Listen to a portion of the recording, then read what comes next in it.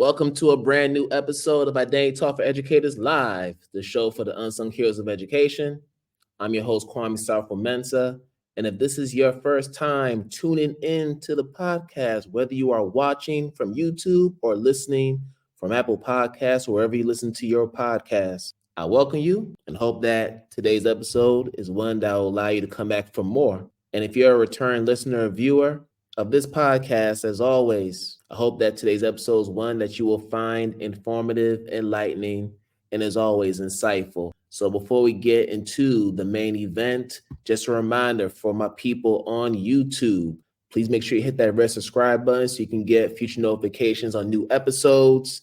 If you're listening from Apple Podcasts, Spotify, wherever you listen to your podcast, make sure you subscribe there as well. And for those who want to help build this platform through donation, we have a few avenues you can travel to do that. For those that want to do more of a long-term commitment, we have a community on Patreon, so you can become a patron today by typing in my name, Sarfo-Mensah, and you should be able to find the Identity Talk community there, where you'll see more information on perks and exclusive behind-the-scenes content that only you will be able to access. And then if you are looking to do a one-time donation, maybe you're not ready to go all in with Patreon, we have 3 ways you can make that donation. So if you're on Cash App, you could just use the handle $IDTALK4ED.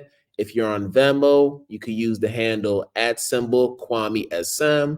Or if you're on PayPal, you can go to the URL and type in paypal.me/KwameSM.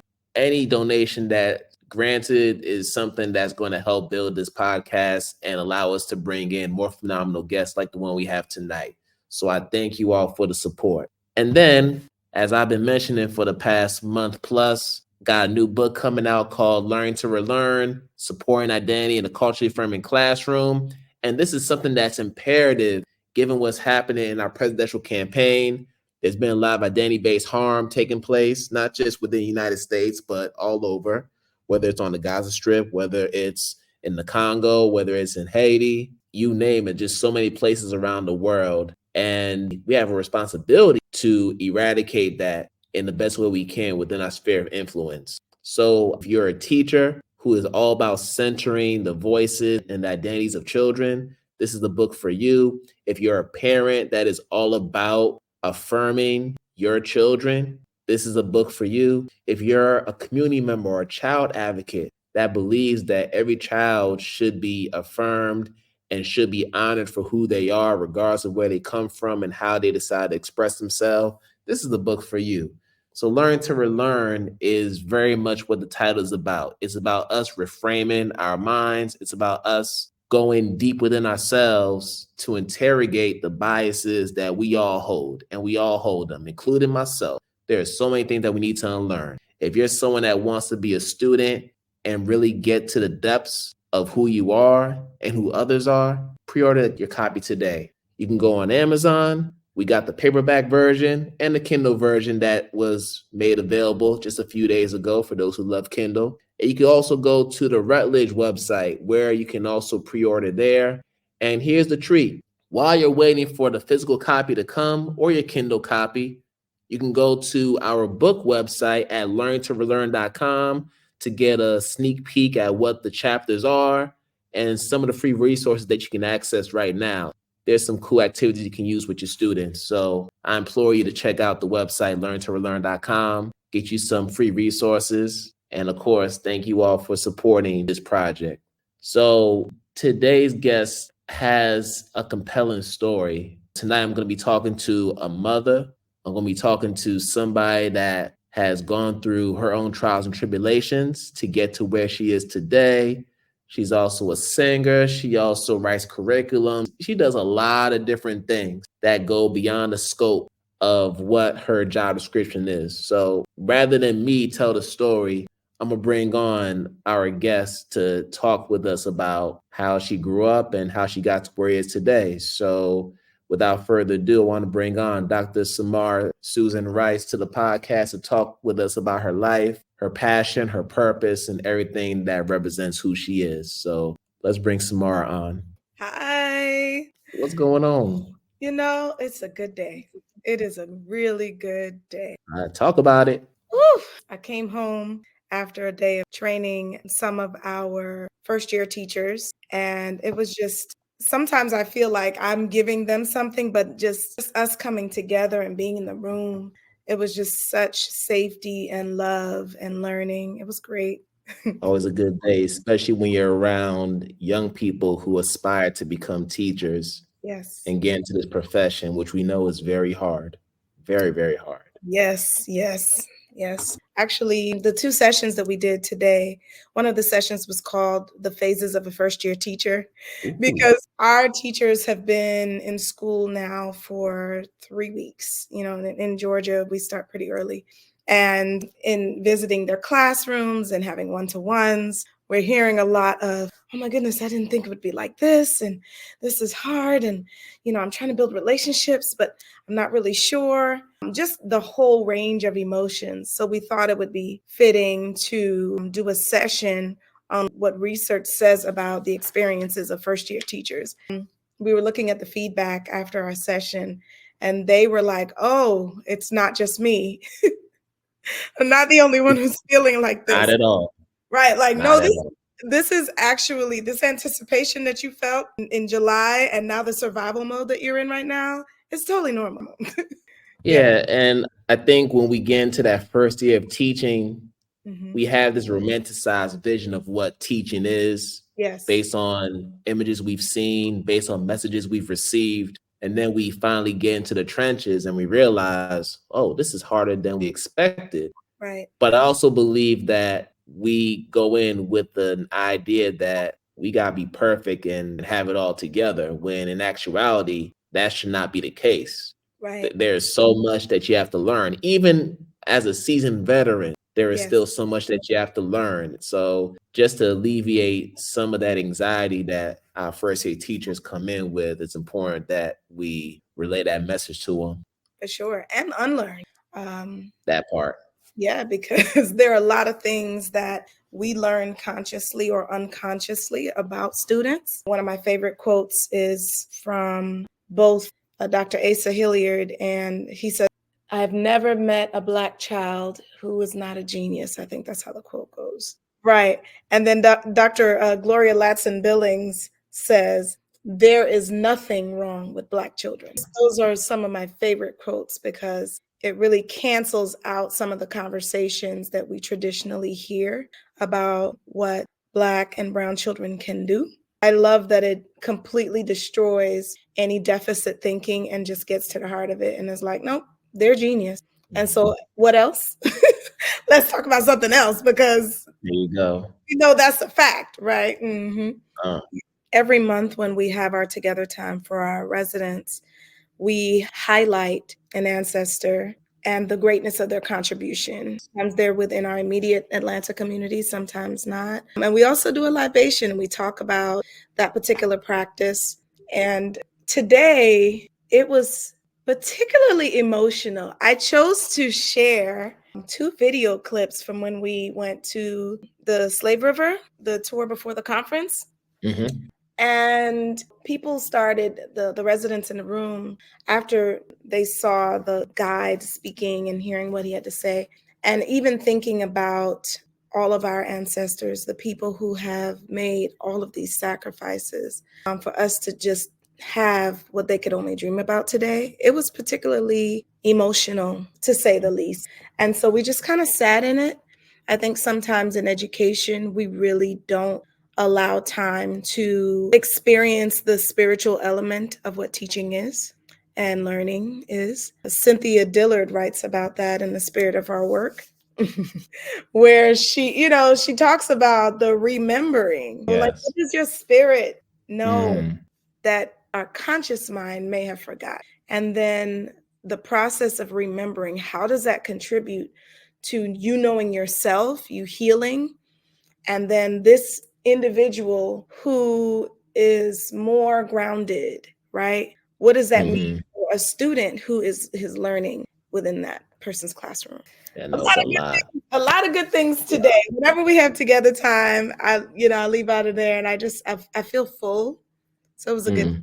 That's what's up. Mm-hmm. So let's start from the beginning. Sure. So I know growing up in the ATL area, coming from two Trini parents, Mm-hmm. Yes. so got that Caribbean blood in you as well. This is actually the second episode in a row that I have a Trini woman I'm interviewing. So that's a first in history, Well, of right? course. but of course. So I want to start off with this. Mm-hmm. So you were starting to talk about some of your inspiration for wanting to be an educator. Mm-hmm. I'd love for you to tap into that a little bit more. We actually have a segment in our trainings that we do with teachers, and it's called Why I Teach. And I shared Mm. mine today. And I was All smiling right. as I was thinking about this podcast. But in my Why I Teach, when I was writing it, I really thought long and hard about my experiences as a student, as a child, because I know a lot of people have traumatic school experiences. Everyone does not have a great schooling experience. As a matter of fact, there are a lot of stories where we know that school has been, for many children, a place of harm. But for me, I was born in Trinidad, and my mom and my dad are very smart people. My mother by trade was a secretary when she was working. My father by trade was an electrician for 40 years and then became a massage therapist. What a switch, Oh, right? wow. But I say that to say I come from a legacy of people who believe in the power of learning. And it Mhm. really doesn't matter how, like, learning is power. My father always says, education is boss. He says that all the time. And his favorite poem is Don't Quit. It's been on his wall since forever. And so when I was a young child, I actually think I remember the moment I learned to read, right? I remember we used to have like a family devotion in the morning with Mhm. the hymnal. And I didn't know how to read. I couldn't. So, my mother and father would have theirs and my brother. And so one day I had a pre-primer book. And I remember I was sitting in the dining room and I was trying to blend the sounds together. And I did. And it was this thing that happened in me. I know I had to, I don't even know how old I was, maybe 4, I don't know, 5. But I remember that moment. And then I started like blending it together, like, oh, so I don't know if many people remember that moment, but I remember that moment for me. And I've always loved reading. And when we moved to New York in 1986, I was 7 years old. One of my Mhm. favorite things about living in New York was in Long Island, there was a bookmobile that would come around and you could go out there with your library card and check out books. And Okay. I would read every Beverly Cleary book. And then Roll of Thunder, Hear My Cry, Mildred D. Taylor was one of my favorite books. And so I was always reading, reading, reading. By the time I got to high school, of course, I'm writing now, like I love writing. But my AP English teacher was the sponsor for a group called Teacher Cadets. And she said, "Hey, you should sign up for this. You should try it." And I'm like, "Okay, okay." And I did. And in Teacher Cadets, we learned about some of the general principles about teaching and learning. We got a chance to mentor students at the elementary school across the street, and it culminated in us teaching a lesson. And that's when I made my decision to major in elementary education. I went to Oakwood University in Huntsville, Alabama, and studied there and graduated and started teaching in 2001. And so, Wow. I've been in All this right. thing since then. Wow. Over 20 years. That's I what's know, up. right? Over 20 years. What That's happened a to the time? blessing. How did that? That's a Wait a blessing. minute. Yeah, I know. So let's stay with your childhood and think about your K-12 schooling. So I'm wondering if there were any struggles that you had, whether it was internal or external, that made it difficult for you to be your full self and be authentic, or was it always smooth sailing? No, it wasn't always smooth sailing. And I think that's kind of what really shapes us, right? Right. Those difficult times really help us to become who we really are. I remember when we moved from Trinidad, the kids in my school, I didn't sound like how I sound today, obviously. I had a really thick Trinidadian accent. So the kids were like, "Are you from Jamaica?" Because Jamaica's one of the most popular. Yeah, right. And I'd be like, "No, I'm from Trinidad and Tobago." And they'd be like, "Huh?" So there was a lot of, "We don't understand you. We don't understand what you're saying. You're not like us." And so I wanted desperately to fit in. I was keenly aware of how different I was being an immigrant. And I was very aware of how difficult it was for my parents. In Trinidad, we had a beautiful, large house that my father built, 4-bedroom, 2-bath upstairs, and several apartments downstairs with my father's store. My great grandmother lived there. There were other apartments, and then we moved to New York, and we live in my aunt's basement. What borough in New York? In Long Island. And Long Island. Yeah, it was so different. Not to mention the weather, and I have never grown accustomed to the cold. I despise it. But that made it difficult. Even when we moved down to Georgia, they were like, "Y'all talk funny." And my mother would never let us say things like "finna" and all of this. "We finna do this." She'd be like, "We speak the Queen's English." So there was a part where I was able to build my friend group, but there was that aspect of being different. Even to this day, people will say, "You grew up in Georgia? You don't sound like you grew up in Georgia." I know. I know. I mean, there's a lot of transplants in the area. So. Well, yes. And I live in Stone Mountain, where I hear that this is where all the Trinidadians live. So, hey. But I think for any kid coming from the West Indies to the United States, it's a serious culture shock. Yeah, and you're trying to figure out who you are with all of that. Not to mention, you have Trinidadian parents living in the United States. Mm-hmm. That is not easy, because when you think about the sacrifice that they've made to leave their home and to come on a gamble to give you a better opportunity, the expectations are extremely high. And I definitely felt it, not in a negative way as far as those expectations, but we have this saying in my family. We always say, "We didn't come here to play small." Mm. And if we see a cousin slipping or something, we'll be like, "We didn't come here to play small." It's a reminder of the sacrifices that were made. And I think the dreams that so many of our parents had and have. So, yeah. And now that you're a parent, Uh-huh. how many moments do you have when you're parenting your own children and you sense yourself channeling your daddy or your mom? Oh, listen, my daughter, brilliant child. She drives me nuts. You know how she drives me nuts? Because she is me. She is exactly. And I'm like, sometimes I look at my mother and she'd be like, But yeah, now the things my children have, the way they live is so much different. They don't know what it means to struggle, to not Right. have, they don't know it in the way that I knew it. And I experienced it. And it's good, because that was the point, right? But oftentimes I have to get really real with them, because they think that this stuff is easy, so that's the other side of things. Yeah. So, how do you instill those lessons? Because I went through the same thing with both of my parents who came from Ghana to the States, and they also started in New York. They were in Brooklyn when they started in the late 60s, and then eventually made their way to New England area. That's when I was born. I'm wondering how you're able to instill those lessons when they are living much more privileged lives than our parents did when they first got to the States. Right. I think about what I give them, not material.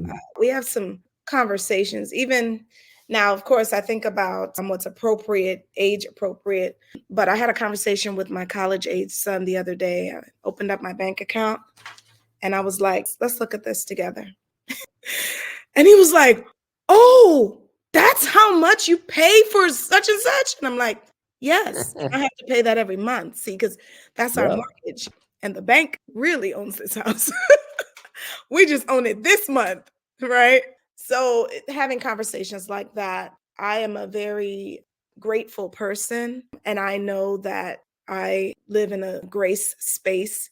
And so I talk to them a lot about taking care of what we have been blessed with and talking about the greatness and the goodness of God and the blessings of God has been a way for them to understand, like, in my own strength, as much as I'm ambitious, as much as I have dreams for myself, I have not done it by myself. That's And right. right. And so it's interesting watching your children kind of start to develop their own faith practices.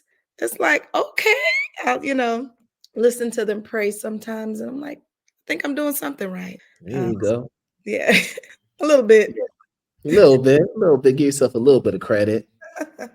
And we'll get to your kids in a second because Mhm. I have questions about that. But I want to talk about your journey. So you ended up going back to school to get your doctorate. Yes. And we know that as a Black woman in academia, that comes with challenges, that comes with trials and tribulations. Oh, yeah. And I've had many Black women who are professors who have gone through this doctoral journey come on this podcast and share some interesting stories. So I want to give you the floor to share your story Yes. about what it was like to pursue that doctorate. They call it a terminal degree for a reason Hmm, because it can take you out, or at least it feels like that when you're going through it. sure. Right. I started 2007 and I almost didn't do it because that's right around the time I found out I was pregnant with my second son. And I was Mhm. like, oh man, I don't think I can do this. And then some crazy little voice is like, girl, you could do this. You can do this. And so I did. And, you know, it was exciting in a weird way, in that learning something new and like pushing myself to grow into a leader, right? And stretching my knowledge. I appreciated that. And I did well in the classes. That's not what almost broke me. But I will say, having a newborn baby and doing Mhm. comps, those usually don't go together, right? And I've told many friends who are on their doctoral journey that before you begin that journey, you need to have some serious conversations with the people in your life, your spouse, your partner, Mhm. parents, your children, and let them know, I am going to need you because this is not something I can do by myself. That's right. Right. And at the time I was married and I had that conversation with my then husband, I had it with my mom, cousins, friends, and I told them, I'm going to need your help because I knew I would have a lot of long nights, a lot of times where I had to lock myself in that office and just, and it was an interesting time. It took way longer than I wanted it to. It was supposed to be a 3-year program and Mhm. it ended up taking me 8 years. Yeah, 8 years. A lot happened during that time. Yeah, I started in 2007. My son Micah was born in 2008. I lost a baby in 2011, who was born asleep, so she was stillborn. And I got separated in 2014. And yeah, so a lot happened during that time. But I defended about 3 months before my divorce was final. So I made it. I made it, and I had my chairperson, she noticed that I was going through a lot, and she said to me, "What's going on with you? Because you usually are up to date. You're falling behind on your deadlines, and I really don't want to have to fail you, but if you don't get it together, you're gonna fail." And I remember falling apart and just crying, and she listened. And I just needed to feel seen, and she encouraged me. And that's what I needed. And my mom came by. I remember one time I was at the end, I was doing my analysis at this point. I was like in chapter 4 or 5. And Sure. she said, yeah, chapter 4 or 5 of the dissertation.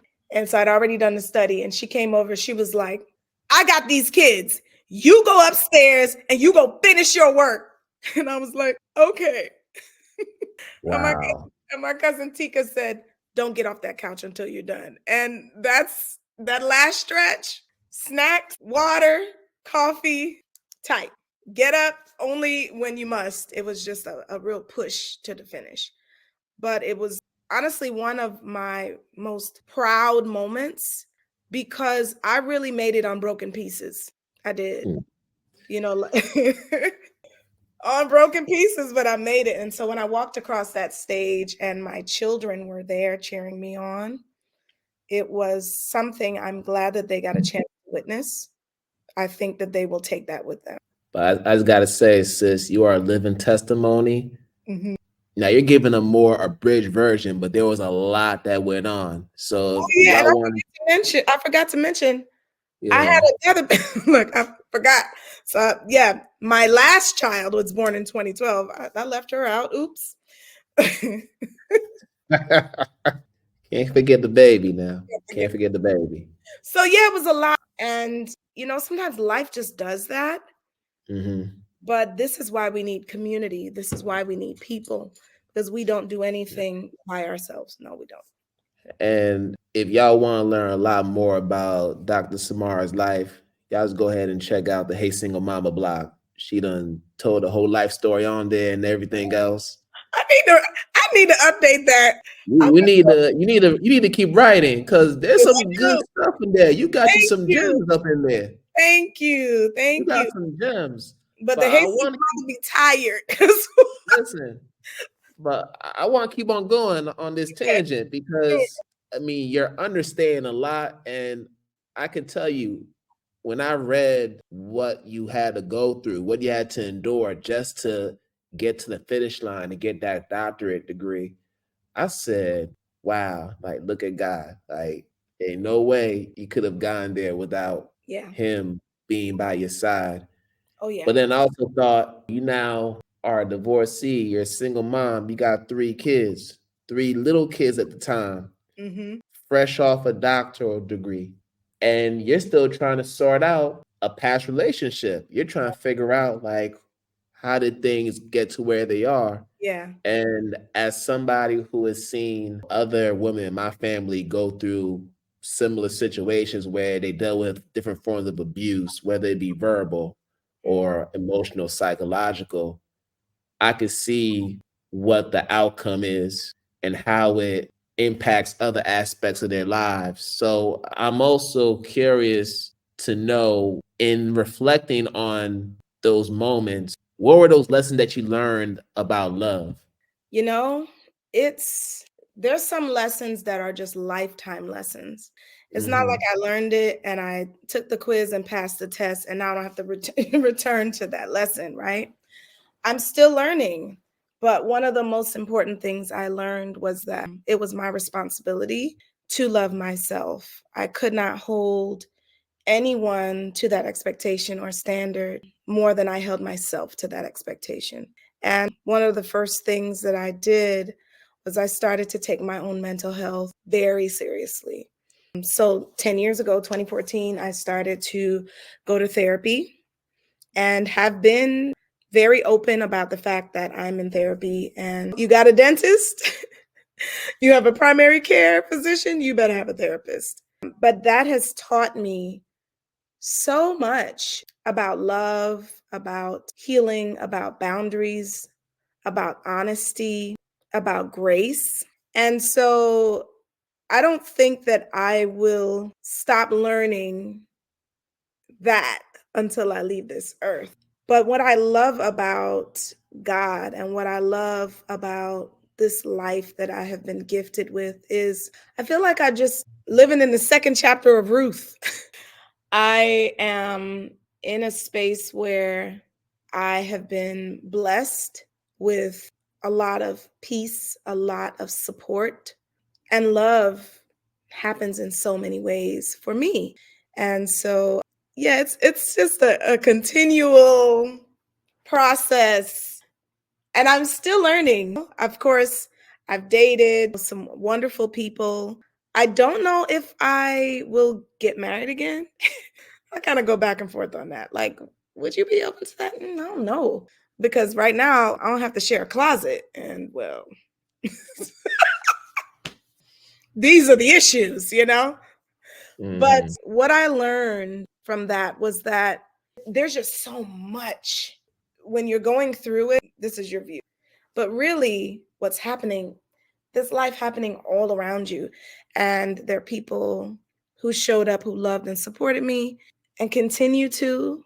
And so I don't know. I mean, for me, like, I'm happily divorced. So So this season, Identity Talk for Educators Live will be including ad spots for businesses, products, and events that are adding significant value to their communities. And here's the catch.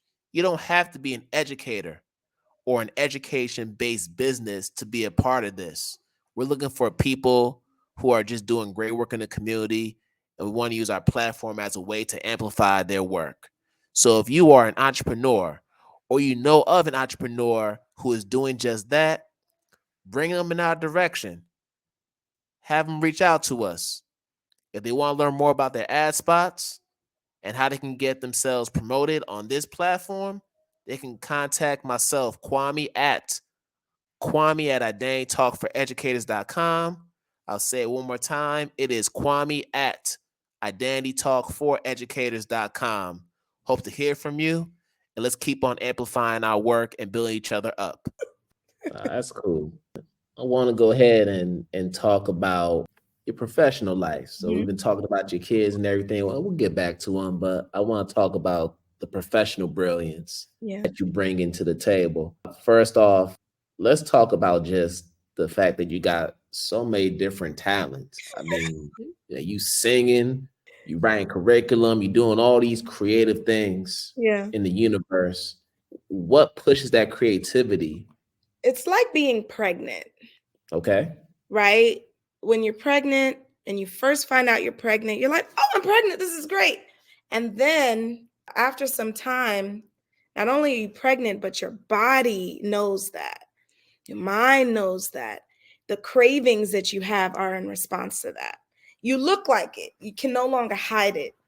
That's what it's like. And so for singing, both my parents are musicians. My father plays the steel pan and the guitar, and my mother sang when she was younger.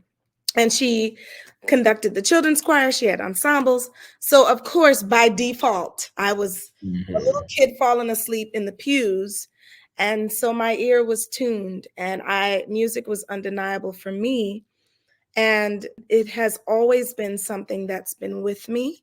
Even when I played instruments, it's just been always something I knew I was gifted with. And it's been a way for me to connect with God, to connect with others, to express myself in a way that never felt limiting. And so being pregnant, like, that desire is going to grow and it's going to show. And then something has to be birthed out of it. And what you birth is going to grow up. You're going to get better. You're going to learn. And so that's what it is pertaining to my music. Now, I've always loved writing essays or stories, poems, that kind of thing. So writing curriculum, when you're a teacher, you write curriculum every day, because you have to think about, these are the students that are in front of me. These are the resources that I've been given, but these don't really fit. So now you've got to make adjustments and create things and figure out how they align with standards. And so I say every good teacher is a curriculum developer, but I also got a few opportunities based on what I was just good at. I don't know if you've ever heard of a brother named Jeremy Anderson. Oh, yes. One of the dopest speakers out there. Shout out to Jeremy Anderson. He Funny. is. I know Jeremy Anderson's story. Yes. I was doing a presentation for a educators rising event in Kansas, and Jeremy Anderson was the keynote speaker for that event. But I had known about next level teaching even before that, because I follow him on social media. So yeah, Jeremy Anderson. Well, I was a part of that team, and we. Oh, get out of here! Yes, you will find my name inside the book. Let's go.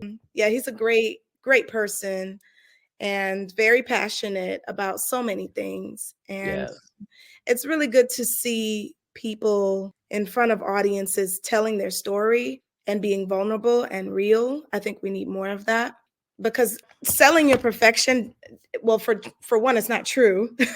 The other thing about it, it doesn't resonate with anyone, because that's not what people's experiences are. So yeah, I got invited to be a part of that team. And so I contributed to the next level teaching curriculum.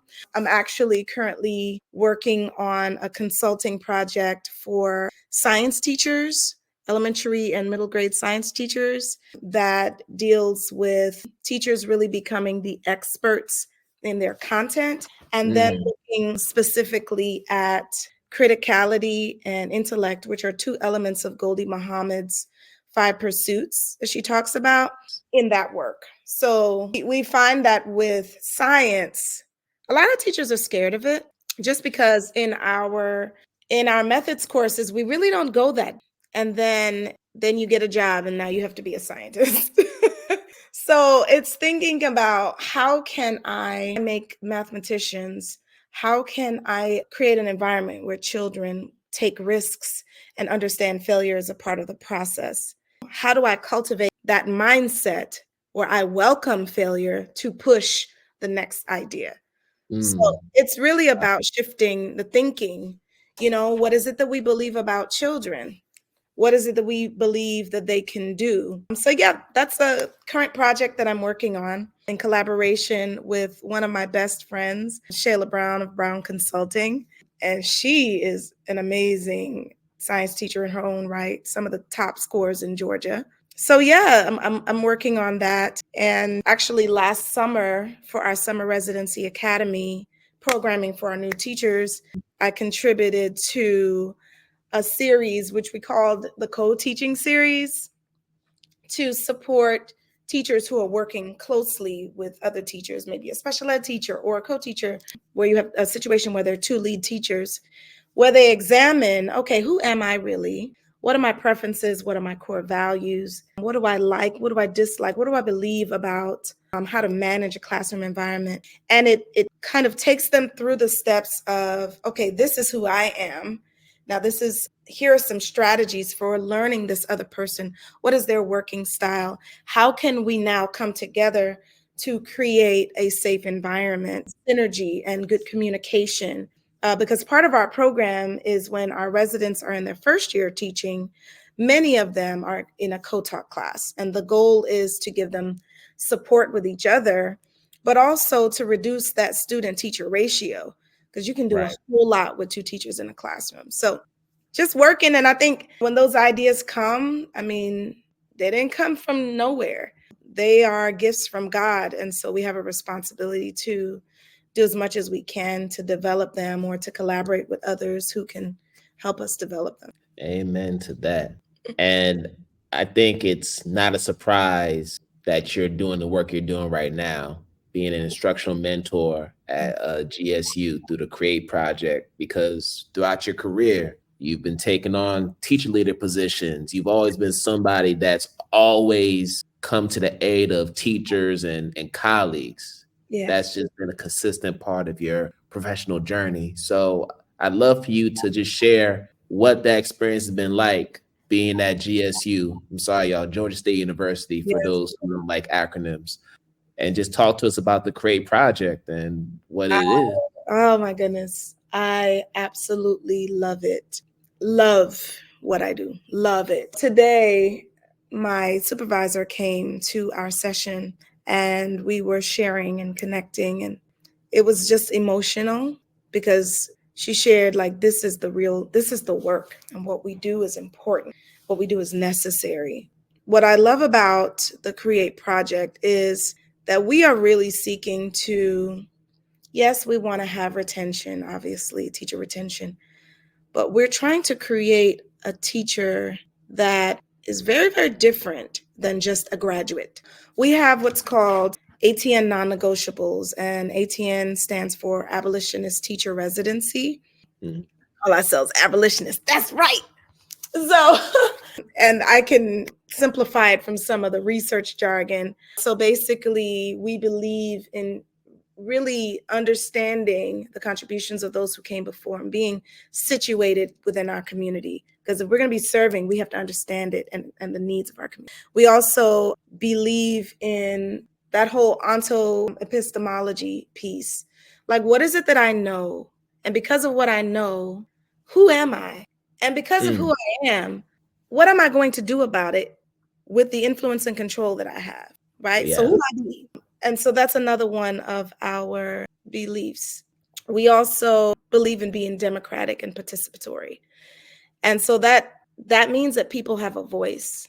That means that my residents set their own goals. I guide them, but I go in the classrooms in these first few weeks, and what I'm doing, I'm not critiquing. I'm understanding the context. I'm getting to know the kids. I'm understanding and getting to know administrators a little better, supporting them, helping. I might teach a small group, I might co-teach, but I'm positioning myself as a support person. I am not their supervisor. I am here to help grow their capacity, and they know that. And so we have actually even a shared leadership model.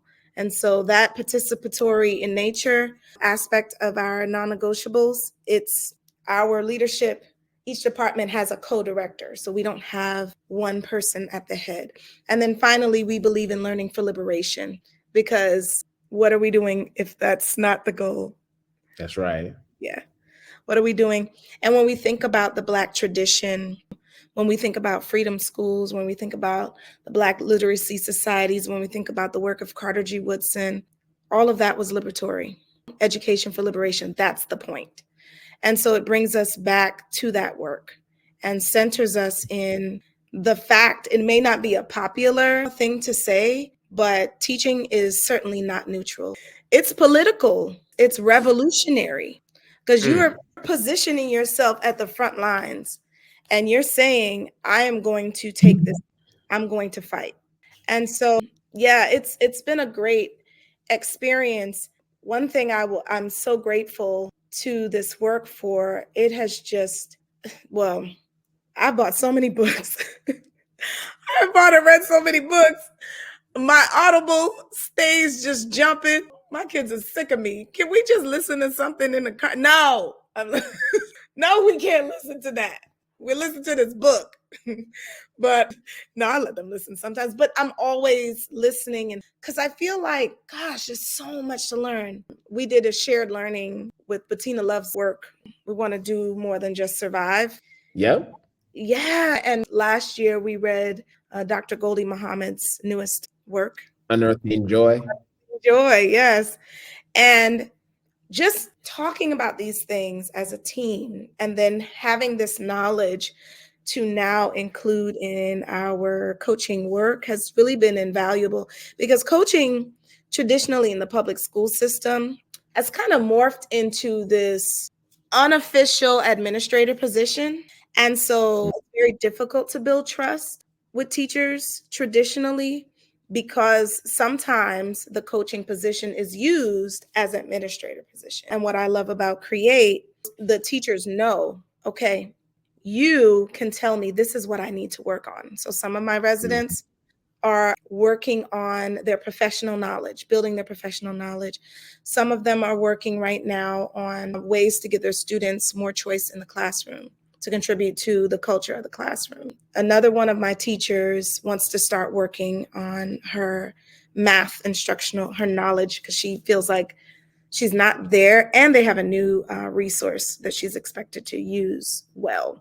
So they set the goal for themselves, and then we work and we set up next steps, and I go work with them, and it's itty bitty little. We take this walk together, but then we're able to look back and be like, wow, we really did that. So it's a great community. It really is. Sounds amazing. I'm gonna have to talk to you off air to learn more about it for sure. Yes. Yeah. Matter of fact, they gave me this Um, at our retreat the other day. I was like, hey. they treat you to with gifts. Oh man, that's Yes. ice on the cake. I know. Whew. But so much that we could sit here and talk about. But I I know. want to end it with this Mhm. question. And there's definitely things that we didn't get to, but I Yeah. want to make sure that I mention this, because you're not just a parent. I Mhm. mean, you're a parent to neurodivergent children. Yes. We got to mention that, because that's a different type of life. There are so many layers that are added Yes. to the normal parenting layer that we all may know. And I'm sure there were things that you've learned from your own kids that have helped you to become a better educator. Yeah. In addition to those past experiences that we've mentioned over the past hour. So I want to ask you this. How do you stay true to the teacher in you? I wake up in the morning and I ask for a double portion of mercy and grace. And I really believe that I'm given that every day. I was introduced to just the world of parenting a child who is neurodivergent when my son was diagnosed with autism when he was age 3, my middle child. And at the time, he's jumping everywhere, he's banging on things, he's screaming. He wasn't really able to communicate much. And I think in the Black community, especially when children are not well behaved, there are all sorts of suggestions for how to address that. And I endured that. Pray it away. Right. You need to whoop that baby, all of that. And one day I said, you know what? I got something for him because I got a little petty in me. So I printed up some autism awareness cards and I kept them with me because I'm like, I'm not about to be a prisoner. Can't go anywhere. No. Mm-mm. So I would go to church. I would go to the grocery store. And if someone said something that was an advertisement of their ignorance about autism, and I'm not saying that to really, be slick, because it really is. If somebody says something that's kind of out of pocket, they really don't know. And so I would hand them an autism awareness card and say, can you read that, please? And that's all I would say. But I decided early that I didn't care what anyone said. I was going to commit to my child. And at that time, I only knew I had one neurodivergent child. And I did a whole lot of research, put him on different diets, put him on martial arts. And that same child is right now at band practice, practicing for the game tomorrow. The same child who could not deal with loud noises is now an incredible trumpet player. I mean, he's doing really well. He will probably get a scholarship, and he wants to study music, and he's been composing. What's interesting, though, is the other side of neurodivergence. When I started to realize that my daughter was having some difficulty focusing, I said, wait, I think there's something going on here. And so in the process of getting her screened, and I'm reading through the parent questionnaire, I thought to myself, this reminds me of me. Wait a minute, girl, what's going on? So I went to my therapist and I said, I think I need to be evaluated for ADHD. I'd like to be evaluated because I've been reading a lot in trying to understand my daughter. And surprise, surprise, I'm realizing that this is me. And I was evaluated and I got an A. Oh my gosh, with flying colors. Sis, yes, you have ADHD. And I thought, oh my goodness. Well, that explains everything. That explains my daydreaming. That explains why I have to have a digital calendar and a written calendar and Post-it notes, because I'm time blind. But I would beat myself up as an educator, as a parent, if perfection. Now I've learned to give myself grace. And then my oldest son, I thought to myself, okay, well, let me just make sure he's screened too. So turns out I have 2 children with ADHD, 1 with autism, and I have ADHD. And this has been a great gift in loving yourself, giving yourself grace and being gentle and kind to yourself. And there's no such thing as perfection. You are who you are. And it's a superpower, actually, because back to how do you do all that you do? Child, is ADHD. ADHD means I'm paying attention to everything, not one, everything. Everything.